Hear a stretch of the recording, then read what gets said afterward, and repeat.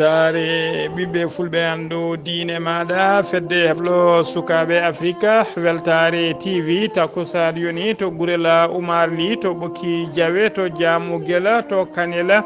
to rewyela matam to jaamu guela ko on takusan juula ha e nder galle to jaali guela ko on takusan juula ha e nder galle ceerno Habou Diallo to kiidire ko taari ɗum kala ene jeeya e gardidi kabaruji men to leydi Mauritanie hoore jaagoɗe leydi Mauritanie hono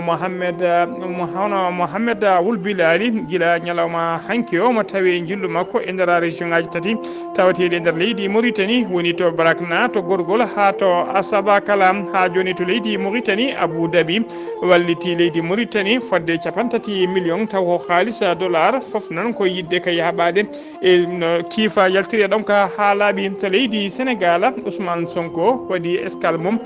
to wuuro to leydi Gambie ko ngolɗo noon woni lawol makko garowe ndigol fodde duuɓi ɗiɗi joni e lebbi tati ko haala yaltude leydi ndi komo naata e leydi hesiri komo naata e leydi gonɗi omo yalta leydi makko omo naata e nder leydi gonɗi o waɗi escale noon koye saaha o fanoto Ziguinchor to leydi Gambie ma en ketto cimtolo musidɗo men kodde nene Abou Bah ko fate ruma jarribo gonnaɗo e ɗo saaha joni e nder leydi he to leydi Mali man jaaha to Tombouctou toonne ko camion ngaji ɗiɗi dimdunoji ɗi motoji ha heewi taw ko motoji kespul gonɗi e kiisuji mumen panoɗi e pelle ceɓɓitiɗe to leydi Benin seɓɓitiɓe mbaɗi toon janngo mumen to worgoɓajo funnague leydi ndi ko famli kala yimɓe sappo mbasi hen pittali mumen yimɓe hewɓe kadi majjinama hen mele woni porté disparu to leydi Ouganda ko ministre du travail wala toon tawi ko garde corps makko yooɓi fittanu makko caggal ɗum warti to leydi Rwanda toonne ko toɓoji kewɗi ndiyam kañuma woni ko jippi toon fodde 120 wasi pittali mumen tuggi jamma hanki fayi ñalawma hande o habaruji men joolam jaɓeri ma jaa ha to leydi Serbie to leydi Ukraine ha to Belgique bisimilla ha to Mexique bisimilla mone ketki hotodirte joni piren pacciren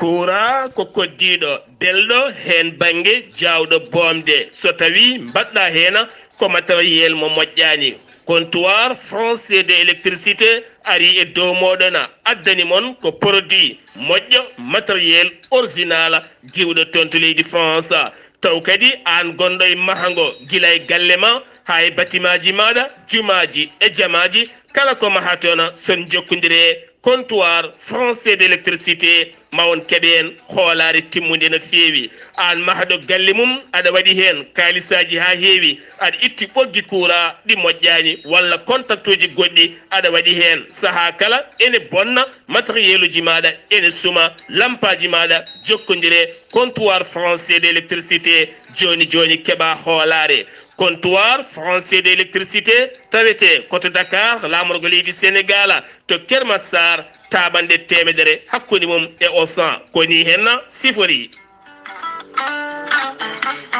so tawi ko comptoir français d'électricité so tawi jiɗɗa ko modulaire uji moƴƴi jokkodire mabɓe disanteur uji moƴƴi différentiel uji moƴƴi table électrique kononne kadi lampaji e ampoule aji kala couleur mo jiɗɗa aɓe jogui taw kadi ko lampaji leernoji hakkude galle ha bedda kala hen no jiɗɗa projecteur uji moƴƴi aɓe jogui ɗumena ko nonne kadi ɓoggi vidéo surveillance jiɗɗo wadde ɗum e galle mum aɓe jogui hen kala ko jiɗɗa lesbotaji moƴƴi kala hen ko jiɗɗa sa jokkodiri e comptoir français d' électricité joni keeɓa hoolare cumoji ɗi ene keewi e kala saaha lampaji ɗi ene cuma firgoji ɗi ene maasa kono kadi sa jokkodire comptoir français d' électricité a mosat hatina a heeɓi ko laaɓi sa yiiɗi jokkodirde mabɓe mbatta ko 00 221 77 542 50 84 walla mbaɗa 77 605 48 02 musidɓe tedduɓe jaɓanena comptoir français d' électricité e dow meɗen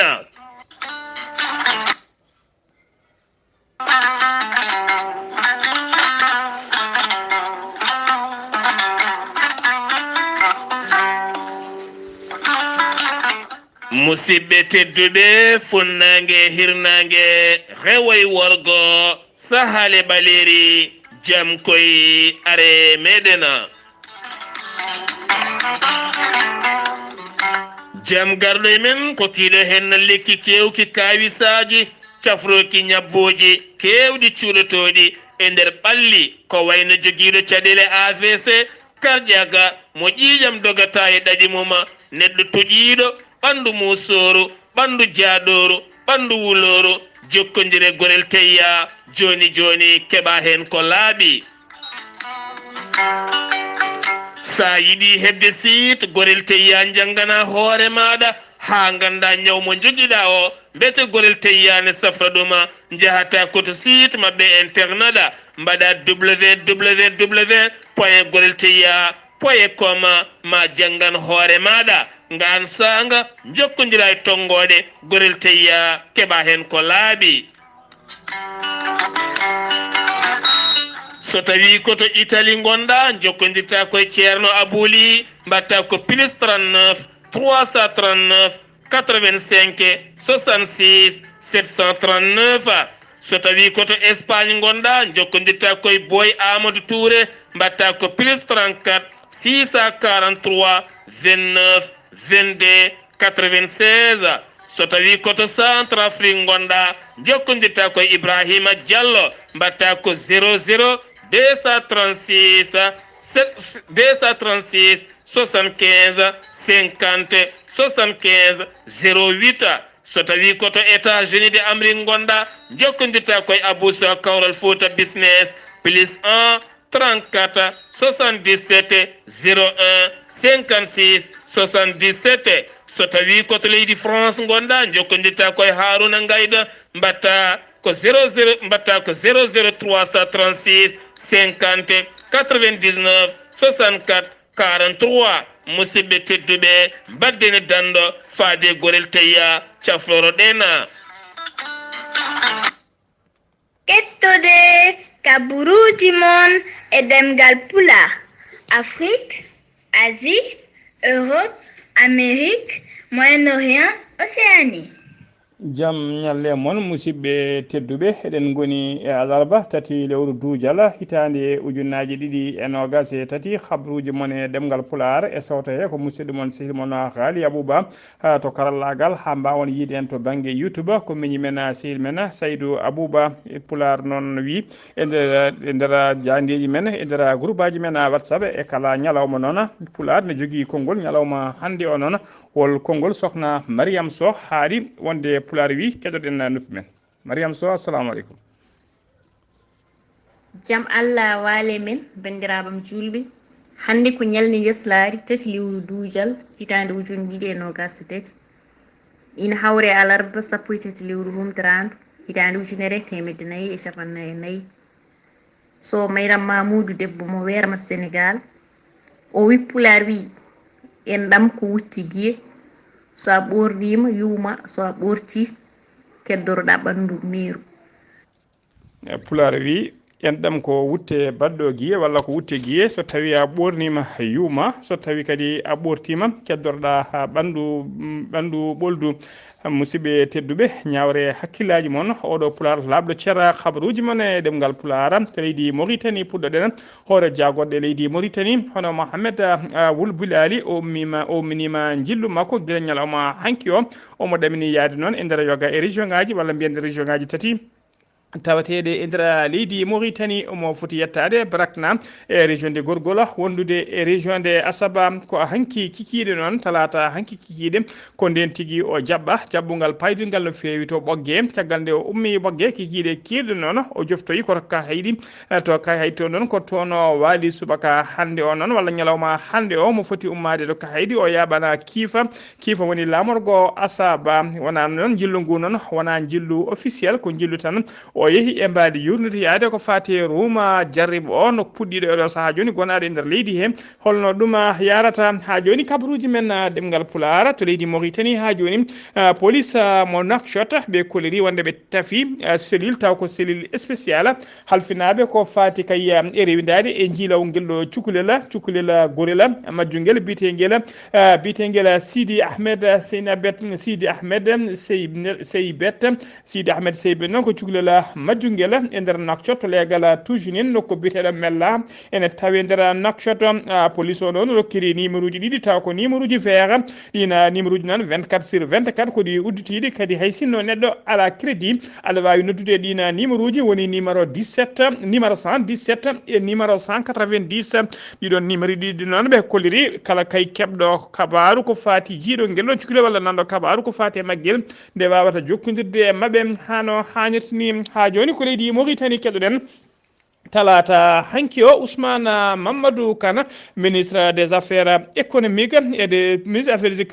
des secteurs productifs mo leydi Mauritanie gonɗo e jillu muɗum taw ko jillu mum gollala to Émirats Arabes Unis o sifodirama toon noon e boña taw ko biteɗo fonds Abu Dhabi pour le développement sifande nde noon ko ballala on boña fay on boñ noon ko yidde kay wallidde on boñ noon yidde kay wallidde e projet oɗon projet woni eɓɓore mawde nde leydi Mauritanie jogui ndena eɓɓore noon ko ittude tiwoji ndiyam gila kay to fleuve du Sénégal woni maayo hakkude leydi Mauritanie e Sénégal ɗin tiwoji noon mbawa addude ndiyam tan pompe ndiyam ha wuuro Kifa e ko taari ɗum kala boña o noon boña mo Abu Dhabi o noon yaltini fodde 30 millions taw ko haalisa dollar ɗum noon ko ballal mabɓe faade e leydi Mauritanie beele kay oɗon projet ne laato hano hannirtani ha joni ko leydi Mauritanie keddoɗen leydi Mauritanie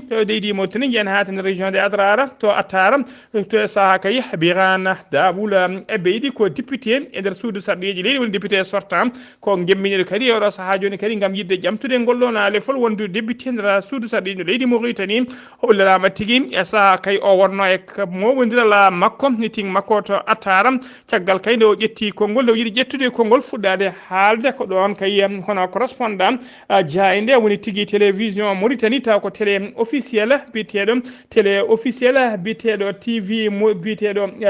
télé officiel mo mbiyata El Mauritanie ko ɗon tigui correspondant o itti micro radio ngo walla télé o yeeso micro ji kewɗi o itti ɗum ha laawi kay wasde nanguitade haala Birane Daboul Ebeydi hewɓe noon ha tengti yimɓe Birane Daboul Ebeydi ɓe jonnani ɗum ngal ɗon gollal hay cetta kunala ha joni kabaruji men ɗemngal pulaar tan mbimata leydi Mauritanie koto leydi Sénégal paɗen hono fedde witende yiɗɓe ceerno Habou Diallo kañum woni hoorejo heblo sukaɓe Afrique windere kanko kadi woni imam ratiba mo kidira fedde yiɗɓe ceerno Habou Diallo noon heɓe gandina dendagal bandiraɓe ha tengti noon e kuñankari naɓe wonde ñalawma janggo o ceerno Habou Diallo ñalawma alkamisa janggo ma ceerno Habou Diallo ma ummoto kidira o yetto toon tigui to kuñankari tawa addatamo toon noon ko tawtorede oɗon ziyara mo baɗata cheikh Oumara on ziyara noon e kala hitande ne heewi wadde ñalawma hikko noon ziyara o ko ñande alkamisa janggo o ɗum fuɗɗoto kanko ceerno Habou Diallo noon o rat toon ko dow inde fedde heblo sukaɓe Afrique dow fedde weltare ɓiɓɓe fulɓe andu diine ma e fedɓe yiɗɓe ceerno Habou Diallo ko dow ɗeɗo pelle o arat toon e dow inde julɓe kala ena mbiyatana dendagal ko duwa toon kala nde Allah jaɓanta en duwawuji men allahumma amina ha joni koto leydi Sénégal keɗoɗen Ousmane Sonko panoɗo kay to Ziguinchor o waɗi escale makko to leydi Gambie noon woni leydi garwanidi ko naati kay gila kay o haɗa yaltude leydi ndi kene wona joni duuɓi ɗiɗi e lebbi tati Sonko noon holiri wonde kay mesiraji contrôle judiciaire pawnoɗi e makko ɗi ko gasiɗi ha laaɓi holiri noon oɗo saaha joni noon hono biyeteɗo maître Oumar Mahama Diallo joguiɗo pra kañum woni premier cabinet d'instruction ko sali hokkudemo ko kayit makko passeport ɗum noon woni tigui wona e dow lawol ko ɗum saabi kay kanko Ousmane Sonko o erima ko wiyete désobéissance kala ko fati e justice nder leydi he ha joni ko leydi Sénégal keddoɗen Sitor Ndour ko ancien directeur général kuddom goppitalo ko ɓooyani tawi kadi ko takkanoɗo ko fati e viol caggal noon nde ñawoɓe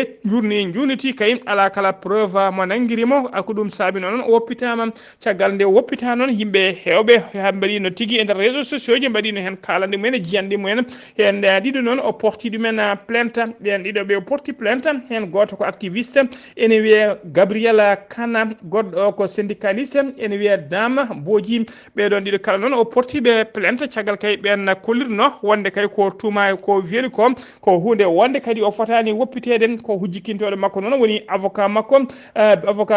ko avocat makko noon ko kañum tigui jejjinoyi oɗon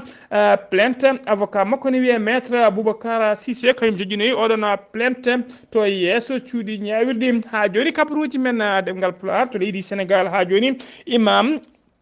Juma Mawka ka Dakar noddunoɗo kay bannoɗo erago mum e faade julɓe kala nde moni kala addata temedde ɗiɗi mbuɗo woni 1000 francs ko fati kay e matade Juma Mawka ka Mboura hollirannoma noona wonde kay ñande aljuma gadano nde ɓe noddunotono e gonotango hollirama 37 millions woni ko rendinno oɗon aljuma goto e te kadi hollirama hollirama tigui e ɗum jokki golle ɗe ne jokki ha joni talata hanki o noon ka talata hanki o kadi imma mo heeɓi ballal woni contribution ummorade e ceernaji goto biyeteɗo Serigne Modou Bousso Dieng ko khalifa diine dowlude no fewi nder leydi hen kanko imam Aliou Moussa Sam noon gardiɗo Juma Mawka ka e nder holliri tigui ɓe jama kaɓe cohluno ko 100 millions wonno era koɓe cohli 100 millions wawde fewnidde e garditinde jama ka hano hannirta ni kono ñalawma hanki o holliri ko fuɗɗi fawede juuɗe ko joga ko ɓattima 80 millions ha joni ko leydi Sénégal keddoɗen jeen ha to Parcelles Assainies alarba hande tati lewru dujal ko tana musto waɗi e nder Parcelles Assainies sanga 12 e nder Parcelles Assainies ko tana musto mbiɗen waɗi toon e nder leegal bitengal Populis sanga 12 heures ko huɓere wotere noon yani toon e yimɓe hollirama noon goskiji tati yimɓe tato puɗɗima e yitede hen konin koɓe faabo noon woni sapeur pompier en kolliri tigui darima dole mumen ponno kono ɓe ɗeɓani yitude ɓeɗon ɗiɗon goskiji hono biteɗo Birama Faye kañum woni ministre auprès du ministère de l'intérieur chargé de sécurité de proximité et de la protection civile o ari tigui haw yettito tana o waɗi alarba hande o ha joni ko leydi Sénégal keddoɗen yen ha to Mbour dow autoroute à péage woni tigui lawol jawgol taw ko joɓetengol hakkude to wiyete Kirène e to wiyete Sendia hollirama toon noon ko goski gorko goto yiyita toon tawa toon ko compagnie gendarmerie noon kañum yiiti ɗum andaka taw noon woni oɗon basɗo fittade mum e andaka kadi holko yooɓi fittade makko e oɗo saaha joni kay saabu hay kayit goto ala tawaɗo e makko goski ki noon konin koɓe faabo ƴettitimi ɗon mbawi nawde ɗum to morgue hôpital régional mo Mbour ko sagata gorko noon jaaro à peu près de duuɓi 30 koto Kolda paaɗen to Kolda noon ko cogguji lamɗam kañum tigui ɓeydi toon ha cogguji ɗi musino fewi ko meeɗa yiyede e nder leydi he saabu ɓe kolliri e oɗo ñalawma hande sac lamɗam goto e nder Kolda jarata ko 3000 francs CFA woni temedde jeegom mbuɗata ko francs CFA ɗum noon caggal kay hewɓe kolliri addani kay cogguji lamɗam ɗi ngabbude oɗo saaha joni ko cogguji carburant ɓeydade guila autoji gaddoji ɓalji transport kañumen ne ɓeydi transport o ko ɗum saabi noon ha coggoji ɗi ɓeydim ha kene qime laabi tati saabu kay saka e nder Kolda sac lamɗam jaranno ko 800 so fori 1000 woni temedde ɗiɗi oɗo saaha joni ko temedde jeegom woni 3000 francs ɗum noon ko hunde nde meeɗa yiyede e nder ha leydi he ha joni kabaruji men ɗemgal pulaar to leydi Sénégal ha joni Mimi Touré woni lambiyana Aminata Touré ñande altine premier lewru mai gonɗen du o waɗino kanko Aminata Touré o waɗino conférence makko de presse e nder conférence de presse he noon o hollirino wonde oɗo saaha kay wol maslaha woni diyal mo laamu Macky Sall yiiɗi waddude e kaɗo landa wiyete ka PDS woni parti démocratique socialiste e gardogol Abdoulaye Wade o holliri noon guila kay o waɗi nden haalande faade ñallugue hande kanko Mimi Touré o holliri o serani hebde kala saaha menace uji taw ko message uji menace e ƴettoje e téléphone aji makko ɗum noon o wullitima presse national et international kala yo gandu ɗeɗon gueɗe mettude mo heɓa ɗum e kala saaha o erima kadi dendagal ɓen wiyeteɓe démocrate yidɓe potan nder leydi he kala kañumen kala nden darato cirgui noon mbawa rende démocratie leydi ndi hano hannirta ni ha joni kabaruji men ɗemgal pulaar to leydi Sénégal ha joni jeyan to Ziguinchor jaɓɓuɗen musidɗo men seydi men Amady Saga Kébé assalamu aleykum wa rahmatullah. aleykum salam wa rahmatullahi taala wa barakatuhu Ghalii Abuu Bah salmitama e dennangal hettoɓe weltare tv kabruji garanɗen ɗo e nder zigation jeeyete ko to e commune Niassiya ina wayno guure 12 dohnoɓe fodde duuɓi 30 keɓoy to moloyi to e Guinée Bissau ɓe gartide ɓe kollitino ɓe tawi galleji ɗi ko bonɗi ala ɗo ɓe mbawi hodde kadi ɓe kattanani luwas ɗum noon eɓe golliti laamu ngu yo waw daranade ɓe wawa walludeɓe ndungu nana ara beele eɓe dañat ɗo ɓe goni ɗum noon ɓe kolliti ɗum ɗo e gardagol Bamba Dieng kanko de haali ɗum ɗon so en ummima ɗon jehen to e garu ceer ina wayno hankkadi daga musɗo waɗi toon holɗum bis ɓocciti yeni e guisiji tawi toon taƴannoɓe guyeji ina wayno yimɓe nayude bilsi hen nana hôpital régional holɗum ɓe gaddi ɓe namdande holko addi ɗum ɓe mbi bis o de ina wayno ala fereñ kadi bis o ala no hendu wawde jaggude ɗum kono matériel kewɗo kam boni hen waɗi nayo kam bilsude so en garti ɗo eɗen gandi feeto bo tarawa en waɗi ɗum ɗo hecci hanki kamɓe liggotoɓe syndicaliste hôpital régional kamɓe de wonkoɓe kaali ɓe mbi hôpital o de kañum rafa holɗum hôpital o ala disodiral ala jonde nde ɓe gayni haalde directeur hôpital o Jambe Diop jaabiɓe ko ɓuuri yawde yaccaɗi ɗi wona gonga kan haala sellani ina waɗi hôpital o kani waɗi disodiral hôpital o koɓe ponno wiide ko taw ala safaruji walla ala gollotoɓe kono ɗum ɗo foof hay hunde hôpital ala ko manki hen ɗum woni koɓe kaali ɗo hen ɗum woni ko jaabi so en garti eɗen gandi président de la république o wino ɗiɗo duuɓi 5 ina wayno kamɓe para éléven ɓe hay goto sodata toni école ko wino ko noon waɗi ina wayno toniji ɗi paari école aji ɗi fof keeɓi élève aji ɗi fof goto fof heeɓi holɗum wutti muɗum nana ɓorni ina wayno leeli seeɗa kono no wona e makko wonno ko e tawroɓe ɓe ko wino ɗo e duuɓi 5 ko ina wayno nde ɗo hitande kam o fuɗɗima tottude ɗum noon weltare tv musidɗo Amadou Issa Keɓe gorko mbotto kabruji ɗo foɗo radio Zik FM jokkodirde e Ghalii Abuu Bah yo Allah to wande jaam allahumma amina seydi keɓe golle ma jooɗi peewi sennumima toon to Ziguinchor ko ɗon tacceten mayel lambe payanto leydi Gambie to leydi Gambie jaɓɓuɗen musidɗo men kodda nene Abou Bah capital FM Gambia mo 100.4 kodda nene Abou Bah jaam ñallema eyyi ko tigi Allah jarama hettiyankoɓe weltare ɓiɓɓe ful weltare tv ɓuuri tengtude kabaruji men caggal nde hoorejo leydi président Adama Barrow pottiral manggal ɓe mbaɗi ɗum ɗo to wiyete Bufo zone ujunnaji yimɓe woni nomination de nde ɓe jeeyi tan gam darnoyde oɗo mo ganduɗa ko tigi rigui kamɓe darni ɗum gam wawde ƴamde lefol maire mo wuuro Serekundago biteɗo Bakary Badji kan woni jaborgal kalfinagal ko fati e coftal ɓalle ene wayno kanko président Adama Barrow wukkiti toon konngudi mo ko Guldi Diaw gam fewnu ɗum e lundiyankoɓe holliri tan de wiyoɓe ene ndewi e président Adama Barrow ene goni e laamu mum ha joni koye luwasa goni o wi ɓen wata yo ɗurno ɗin konngudi kanko halfina ko leydi nde tawno hitande ujunnaji 216 ko leydi Gambie fof rendi hoolimo lammini mo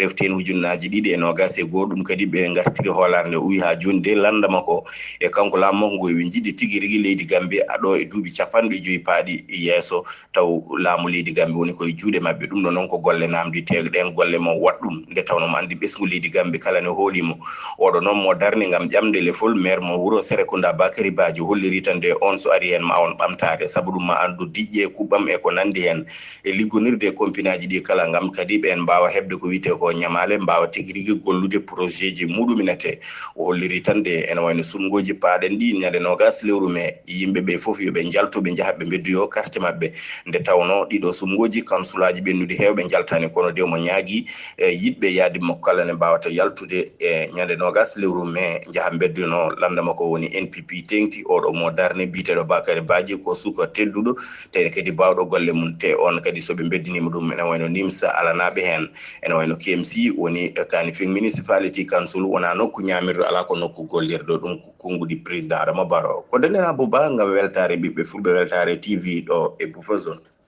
koddo nene Abou Bah golle ma jooɗi peewi so tawi en ummima to leydi Mali so tawi en ummima to Ziguinchor ko to leydi Mali paaɗen to leydi Mali noon ko ñalawma alkamisa janggo o fuɗɗoto ziyara taw ko ziyara Cheikh Oumar baɗeteɗo to Kuñankari eɗen mbiya tan ɗon Kuñankari naaɓe walla mbiyana leydi Mali kala ene tigui koɗo mawɗo no fewi woni ceerno Habous Diallo kañum woni almami ratiba mo wuuro Kidira khalifa mo wuuro Kidira ko kanko kadi woni hoolejo heblo sukaɓe afrique ɗum noon ñalawma janggo o ma on ji ceerno Abou Diallo toon to kuñankari eɗen mbiyata dendagal bandiraɓe yiɗɓe jokkade e yiɗɓe hebde kala humpito ko fati heblo sukaɓe afrique wonɓe to leydi Mali ha tengti falde kuñankari son jokkodiri e ceerno Abou Diallo ma keɓa hen ko laaɓi habaruji men ɗemgal pulaar to leydi Mali ha joni koni koɓe halfinaɓe nden ka ekkisal ɓe leydi Mali ɓe koliriɓe teɓima talata hanki ɗiɗi lewru duujal hitande ujunnaji ɗiɗi e nogas e tati sanga 1 heure jamma ɓe nangui camion ngaji ɗiɗi eɗe ndimdi motoji kewɗi no fewi taw ko motoji kessi pula ɓe koliri ɓe nangui ɗum ko sara wuro witengo ñamfungue ɓe tawi e nder majji noon fodde temedde ɗiɗi moto kessi pul motoji kessi pul tawa ɗi goni e nder carton ngaji majji ɗi cuwa tawa montede ɗi paano noon koye juuɗe pelle ceɓɓitiɗe e nder enquête he noon ɓe koliri yimɓe jeenayo puɗɗima teɓede hen nawama tigui to poste to poste ñamfunke ville losgoji diadji nana jokki hen ha joni kabaruji men ɗemgal pulara to leydi Mali ha joni jeen ha toon menen ka fama ko forces armées malienne ko dadiɓe halfinaɓe nden ko ekkisala leydi Mali ɓe kolliri tigui eɓe jokki ha joni mission mabɓe so rende kay yimɓe e jeeyiji mumen kala e nder falde mene ka kala koye ndina mbadi noon hono gouverneur mabɓe biyeteɗo hono gouverneur mene kam hono biyeteɗo colonel major Issa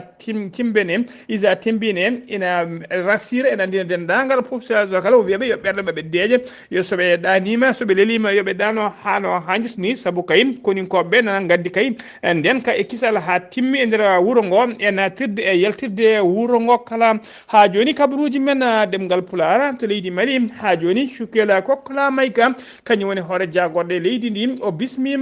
bismima talata hanki o délégation taw ko délégation de secrétariat exécutif du groupe de la coopération et des partenaires techniques et financiers woni PTF ardino délégation noon ko ambassadeur mo leydi Denmark biteɗo son excellence Rolf Holboe addiɓe to noon ko yidde yewtidde e hesditinde engagement mabɓe moɓe joguini kay moɓe joguini e yidde kay hesditinde cehilagal moɓe joguini laamu leydi Mali ɓe koliri noon yidde mabɓe oɗo saaha joni ko yo kaldigal moƴƴal e pamodiral yo won hakkude mabɓe e konin ko hakkude mabɓe e laamu ngu transition ngu yidde mabɓe kay ko ɗoftude